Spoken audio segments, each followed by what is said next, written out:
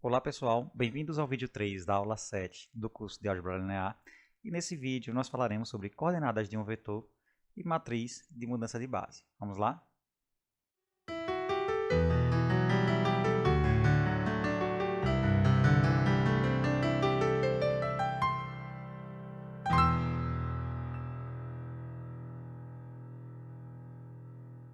Bom pessoal, vamos começar aqui com a definição de coordenadas de um vetor. Então, sejam V um espaço vetorial e beta uma base para V. Digamos que os vetores de beta sejam V1 até Vn. Gente, a primeira coisa que eu vou falar aqui é que essa base aqui, a gente vai chamar ela de uma base ordenada. Como assim, professor? A ordem dos vetores que vão aparecer aqui importam, certo? Então, se você faz a troca aqui do vetor V1 com V2, troca de posição aqui, né, por exemplo, nós vamos, entre aspas, mudar a base, certo? Porque vai ter uma outra arrumação e isso vai influenciar nas coordenadas que a gente vai definir aqui do vetor, tudo bem? Então aqui vai ser uma base ordenada, isto é, a ordem aqui nesse conjunto importa, tudo bem? A ordem aqui nos índices, né? Então vamos lá. As coordenadas de um vetor V são os coeficientes da combinação linear V igual a A1V1 mais 3 pontinhos mais ANVN. Então, gente, vamos lá. Lembre que, como beta é uma base, então todo vetor V ele é escrito de maneira única, isso aqui é importante, né? De maneira única como combinação linear desses vetores aqui. É isso, V1 até Vn. Então, essa maneira única aqui que apareceu, né, significa dizer que os coeficientes são únicos, né, o A1, o A2 até o AN. Certo? Então, o que é que você vai fazer? Você vai pegar, já que são únicos, né, então eles vão representar de alguma forma o vetor V. Percebeu? Então, o que é que vai acontecer?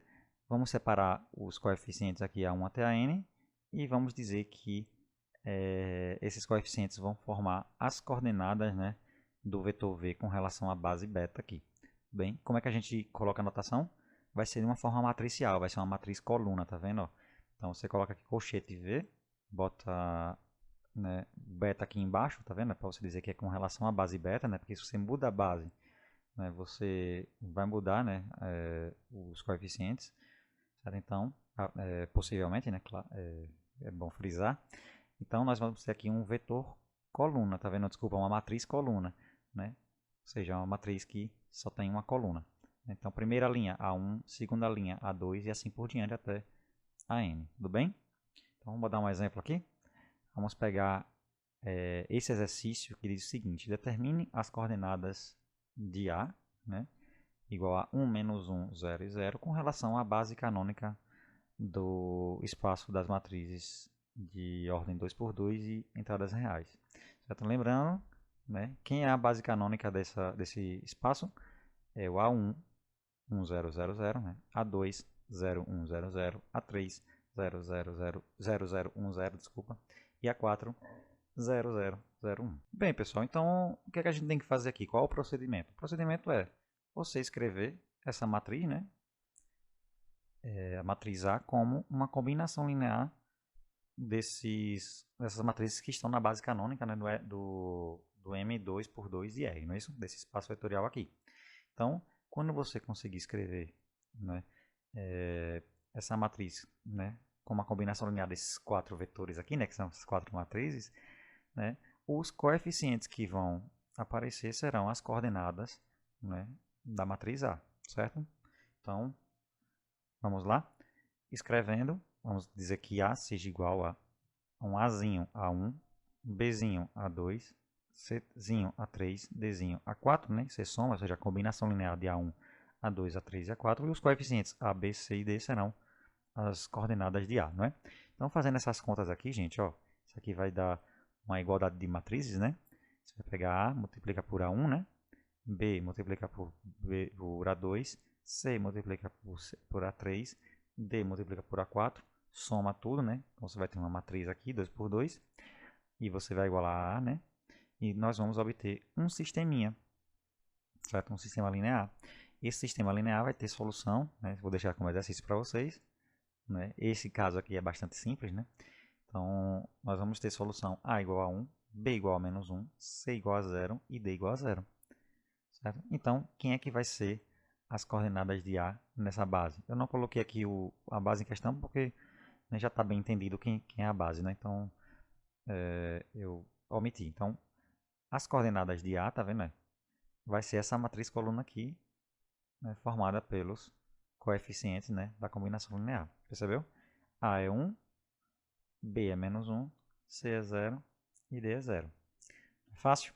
Então, deixo para vocês esse exercício aqui, que é determinar as coordenadas da mesma matriz A, 1, menos 1, 0 e 0, com relação a essa base aqui. Agora não é a base canônica, é a base 1, 0, 0, 0, 1, 1, 0, 0, 1, 1, 1, 0, 1, 1, 1 e 1. Né? Então, o procedimento é o mesmo, gente. Você vai escrever essa matriz A aqui como uma combinação linear, né, das matrizes dessa base, né, e as coordenadas de A serão exatamente os coeficientes da combinação linear. Bom, pessoal, passamos assim a definição de matriz de mudança de base. Seja V um espaço vetorial, e vamos tomar aqui duas bases para V, beta1 e beta2, lembrando que são bases ordenadas, certo, gente? Então, a ordem aqui vai importar. Beta1 formada pelos vetores 1 até o n, beta2 formada pelos vetores v1 até vn, lembrando que a quantidade tem que ser igual, né, gente? Que é exatamente a dimensão do espaço vetorial, não é isso? Então vamos tomar duas bases beta1 e beta2. E a matriz de mudança da base beta1 para a base beta2 é essa matriz aqui com esse símbolo aqui, gente, ó. Vai ser colchetes e beta1 aqui para beta2, certo? Professor, por que é esse i aí? Gente, vai ficar claro nessa anotação quando a gente for estudar a forma matricial de transformações lineares, certo? Então, lá na frente vocês vão ver que é uma ótima anotação, tudo bem? Então, como é que a gente monta essa matriz? Vai ser o seguinte, gente, ó.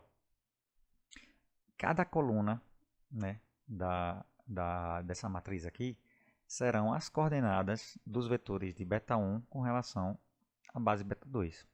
Como assim, professor? Vamos lá. Ó, o 1 até o n, né, esses vetores aqui, eles são vetores de V, não são? Beta2 é uma base de V. Então, todos esses vetores aqui eles podem ser escritos de forma única, né, com uma combinação linear desses vetores, tudo bem? E aí a gente consegue, né, a partir disso, as coordenadas de cada vetor aqui. Né? Você vai fazer o quê? Vamos pegar aqui o 1, vamos escrever como combinação linear dessa base aqui. Então, nós vamos montar as coordenadas de 1 com relação a essa base.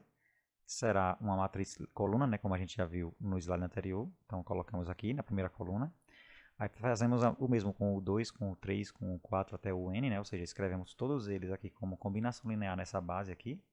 E com isso nós temos a matriz coluna que representa as coordenadas dos vetores e vamos colocar coluna por coluna, tá vendo? Então a gente vai montar essa matriz. Essa matriz nós chamamos de matriz de mudança da base beta1 para beta2. Por que tem esse nome? Por conta dessa observação aqui, gente, ó. A matriz de mudança da base beta1 para beta2 tem a seguinte propriedade. As coordenadas de um vetor V com relação à base beta2 podem ser obtidas a partir das coordenadas do mesmo V, né, com relação à base beta1 através dessa fórmula aqui, gente, ó. Se você, digamos que você tenha um vetor V, você tem as coordenadas do vetor V com relação a beta1.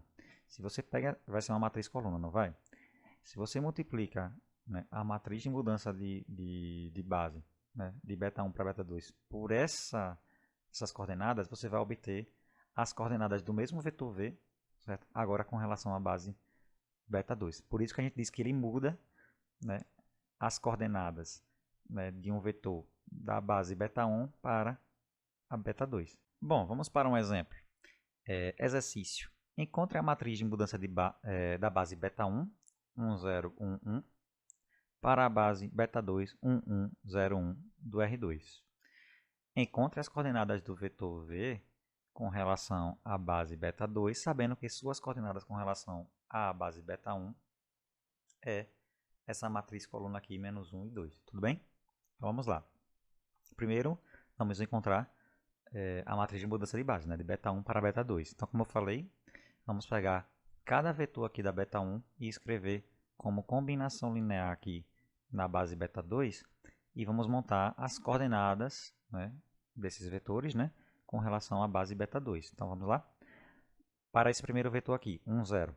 Né, então a gente escreve 1, 0 como a combinação linear dessa base, né, então fica como 1,0 vai ser igual a vezes 1,1 mais b 0,1, né? E aí a gente vai fazer essa continha aqui, essa igualdade aqui vai nos dar um sistema linear, né? E o sistema linear é esse aqui, gente, ó. A igual a 1, a mais b igual a 0. Fazendo essa conta rapidão, a gente vê que a igual a 1 e b igual a menos 1, portanto, né, os coeficientes aqui é 1 e menos 1, né, que vão nos dar as coordenadas desse vetor com relação à base beta 2. Então o procedimento é simples, né, gente?